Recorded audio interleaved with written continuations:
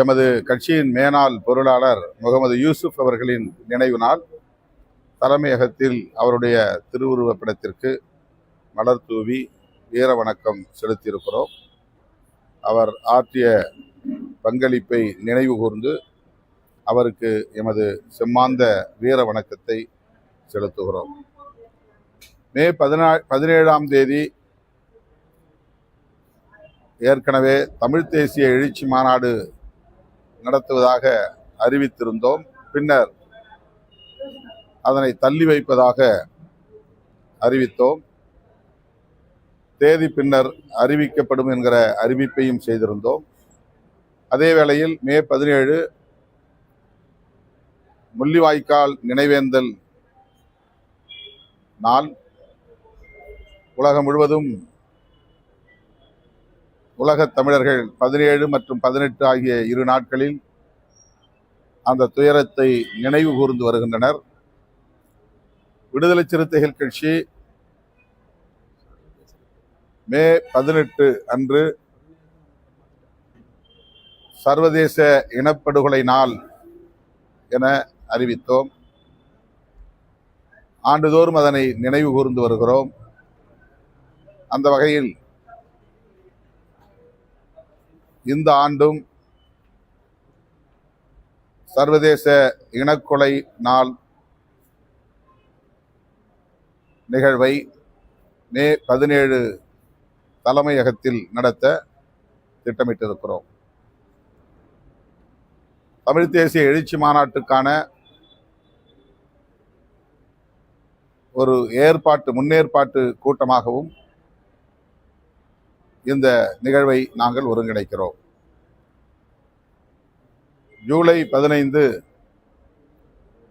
June 14 விடுதலை சிறுத்தைகள் கட்சி ஆண்டுதோறும் சான்றோர் பெருமக்களுக்கு வழங்கி வருகிற விருதுகள் ஏப்ரல் 14ஆம் தேதிக்கு பதிலாக ஜூன் 14ஆம் தேதி நடத்த உள்ளோம். விருதுகள் வழங்கும் விழா சென்னையில் நடைபெறுகிறது. விடுதலை சிறுத்தைகளின் விருதுகள் வழங்கும் விழா ஜூன் 14 சென்னையில் நடைபெறுகிறது. தமிழ் தேசிய எழுச்சி மாநாட்டை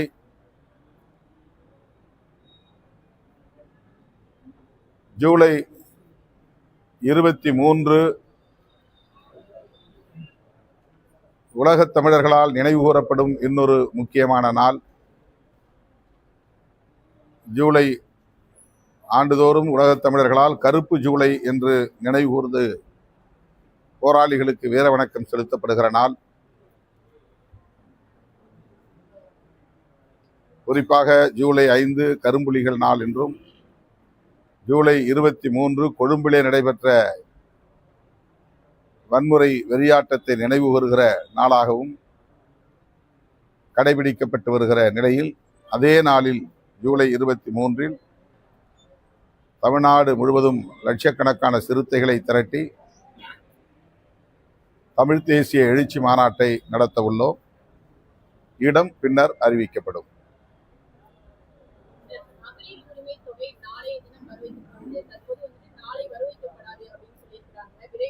என்ன சொல்லியிருக்காங்க?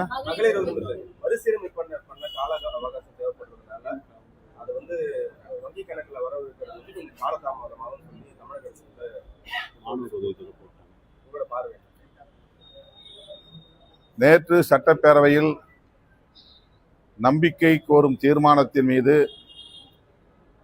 உரையாற்றிய முதல்வர், கடந்த அரசு நடைமுறைப்படுத்திய திட்டங்களை இந்த அரசும் இடைநிறுத்தாமல் தொடர்ந்து நடைமுறைப்படுத்தும் என்கிற உறுதியை அளித்திருக்கிறார். எமது கட்சியின் சட்டமன்ற உறுப்பினர் வன்னியரசு அவர்கள் தனது உரையில் இந்த கோரிக்கையை எழுப்பியிருந்தார் என்பது குறிப்பிடத்தக்கது. அந்த வகையில் மகளிர் உரிமை தொகை வழங்கும் திட்டம் தொடரும் என்பது மகிழ்ச்சி அளிக்கிறது. ஆனால் மகளிர் வங்கி கணக்கில் வரவு வைக்கப்பட வேண்டிய நாள் சற்று தள்ளி போவதாக அறிவிக்கப்பட்டிருக்கிறது. என்றாலும் அது வழங்கப்படும் என்கிற உறுதி அளிக்கப்பட்டிருப்பதால் கட்டாயம் அது நடைமுறைக்கு வரும் என்கிற நம்பிக்கை உள்ளது. நடைமுறைப்படுத்துவார்கள். நேற்று சட்டமன்ற எதிர்க்கட்சிகள் ஸ்டாலின் வந்து தமிழ்நாடு அரசு சோஃபா மாடல் அரசு தான் ரிலேட்டடா நம்ம ஆபீஸ்க்கு விஜய் அவர்கள் வரதுக்கு முன்னாடி வந்து ஒரு சோஃபா வந்தது, சிவி சண்முகத்தோட ஆபீஸுக்கு அங்க ஒரு சோஃபா வந்து விமர்சனமா சமூக வலைதளத்தில் வச்சிருக்காங்க. எங்க ஆபீஸுக்கு சோஃபா வந்தது வந்து ஏற்கனவே ஆர்டர் பண்ணியிருந்தது. நீங்க கேமரா உள்ள வந்துட்டீங்க அந்த நேரத்துல, அதனால அது ரெண்டும் கோஇன்சிடென்ஸ் ஆச்சு.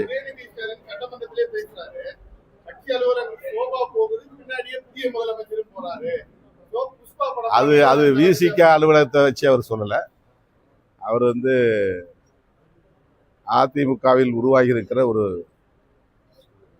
அணி, அந்த அணி தலைவர்களை அல்லது அந்த சட்டமன்ற உறுப்பினர்களை சந்திக்க போன போது நிகழ்ந்த ஒரு நிகழ்வை சுட்டிக்காட்டியிருக்கிறார் என்று கருதுகிறேன்.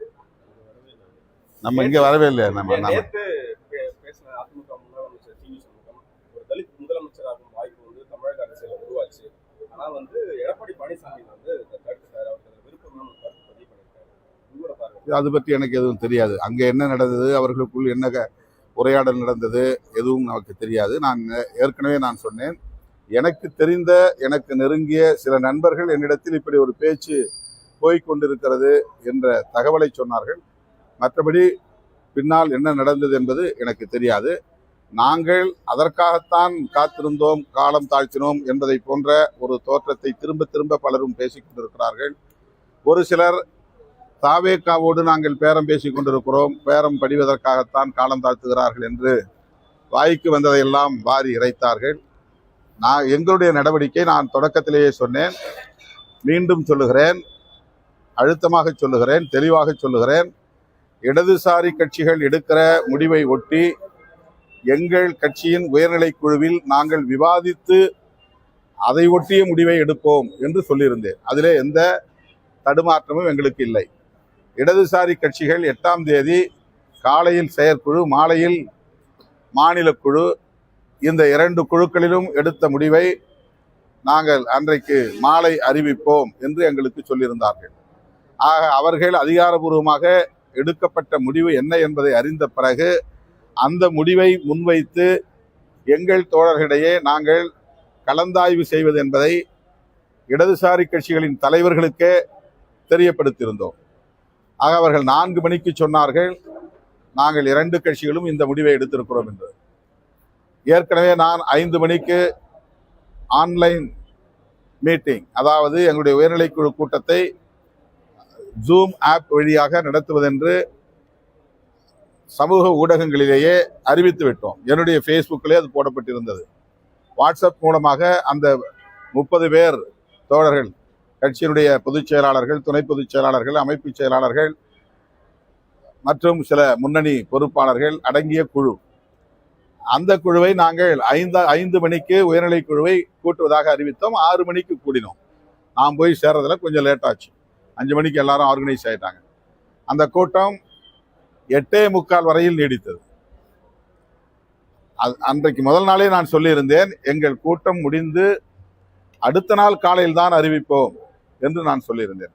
ஆனால் அஃபிஷியலா யாருக்கும் நாங்கள் அழைப்பு விடுக்கல. அதாவது ஊடகவியலாளர்களுக்கு இது மாதிரி பிரஸ் மீட் இருக்கு வாங்கன்னு நான் யாருக்கும் சொல்லலை. நான் இடையில சொன்ன கருத்தை வைத்துக்கொண்டு என்னுடைய அலுவலகத்திற்கு 11 மணிக்கு எல்லோரும் வந்து விட்டார்கள்.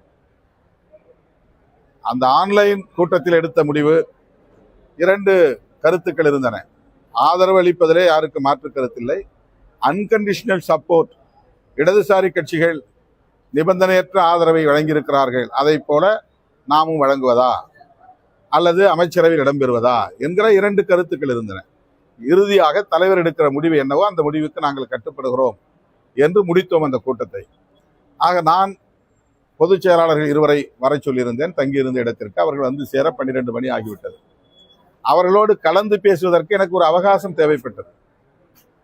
உடனே நாங்கள் எங்கோ திரைமறைவில் ஏதோ பேசிக் கொண்டிருக்கிறோம் என்று எங்களை பிடிக்காதவர்கள், எப்போதும் எங்கள் மீது காழ்ப்பை கொட்டுகிறவர்கள் அந்த சந்தர்ப்பத்திலும் எங்களுக்கு எதிரான அவதூறுகளை பரப்ப தொடங்கினார்கள். எங்களுடைய சட்டமன்ற உறுப்பினர் வன்னியரசு அவருடைய தந்தையுடைய நினைவிடத்தில் போய் அஞ்சலி செலுத்தி விட்டு வர வேண்டும் என்று விருதுநகருக்கு போய்விட்டார். அது அவரே எடுத்த முடிவு. அவர் போயிருந்தார் அவருடைய தந்தை நினைவிடத்திற்கு. அவர் அடுத்த நாள் 9ஆம் தேதி காலை 8:45 மணிக்குத்தான் சென்னை மதுரை விமான நிலையத்தில் அவர் விமானம் பிடித்து இங்கே வந்து சேர 10 மணிக்கு மேலாகிவிட்டது. நான் இருக்கிற இடத்தை தேடி பிடித்து வருவதற்கு 12 மணிக்கு மேலாகிவிட்டது. ஆக சட்டமன்ற உறுப்பினர்கள் கையெழுத்திட்டால் மட்டும்தான் ஆதரவு கடிதத்தை தர முடியும். காட்டுமன்னார்குடி எம்எல்ஏ ஒரு இடத்தில் தனியே தங்கியிருக்கிறார். நான் தங்கியிருந்த இடம் அவருக்கு சொல்லப்படவில்லை. அவருக்கு 12:30 மணிக்குத்தான் நாங்கள் சொல்ல முடிந்தது. ஏனென்றால் பொதுச் செயலாளர்கள் வந்து பேசிய பிறகு, வன்னியரசும் வந்து சேர்ந்த பிறகு அவரும் வருவது சரியாக இருக்கும் என்று நாங்கள் தகவல் கொடுத்தோம். பிறகு நாங்கள் பேசினோம். 2 மணிக்கு ஒரு முடிவுக்கு வந்தோம். அதன் பிறகு ஃபார்மெட், அதாவது எந்த விண்ணப்பத்தில் கையெழுத்திடுவது, அது கவர்னர் அலுவலகத்தில் ஏற்பாடு செய்த விண்ணப்ப படிவம்.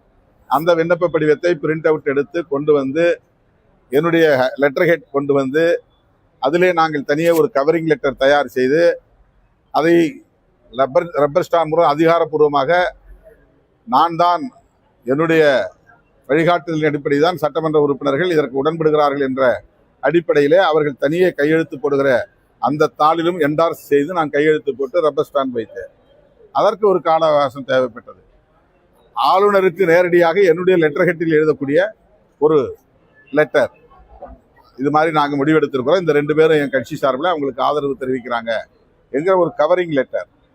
இதையெல்லாம் தயார் செய்த பிறகு தாவேகா பொறுப்பாளர் ஆதவ அர்ஜுனுக்கு தகவல் கொடுத்து அவர் 3:30 மணிக்கு மேல் வந்து எங்களோடு பேசிக் கொண்டிருந்தார். 4:45 மணிக்கு தான் தயாராகி முடிந்தது. கையெழுத்திட்டார்கள். அதன் பிறகு நான் நேரடியாக பிரஸுக்கு வந்து விட்டேன். அவர் நேரடியாக ஆளுநர் மாளிகைக்கு போய்விட்டார். ஆகவே என்னை சுற்றி அல்லது என்னை முன்னிறுத்தி என்ன நடந்தது என்பது பற்றி பெரிதாக எங்களுக்கு தெரியாது. ஆனால் தகவல் கிடைத்தது. அந்த தகவலைத்தான் நான் தகவல் கிடைத்தது என்று சொன்னேன். ஊடகங்கள் அதை பெரிதுபடுத்தி விட்டார்கள். இப்போது அதிமுகவுக்குள்ளே என்ன உரையாடல் நடந்தது என்பதை அவர்கள் ஊடகங்களின் முன்னால் சொல்லிக் கொண்டிருக்கிறார்கள். அது பற்றி எனக்கு பெரிதாக தெரியாது. அவ்வளவுதான். ஆனா ஊடகங்கள் திருச்சி தானே பரப்புறீங்க செய்தியை.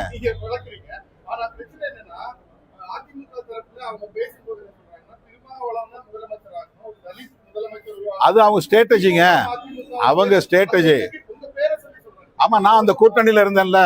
நான் திமுக, நான் ஒன்னும் தாவேகா கூட்டணியில் இல்ல, வேற எந்த கூட்டணியில் இல்ல. அதுதாங்க எனக்கு தெரியாதுல. அதிமுக வந்து எங்களுக்கு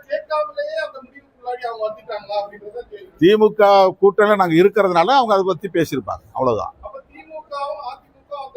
அது திமுக காரண்ட போய் கேளுங்க. 14 இன்னைக்கு 14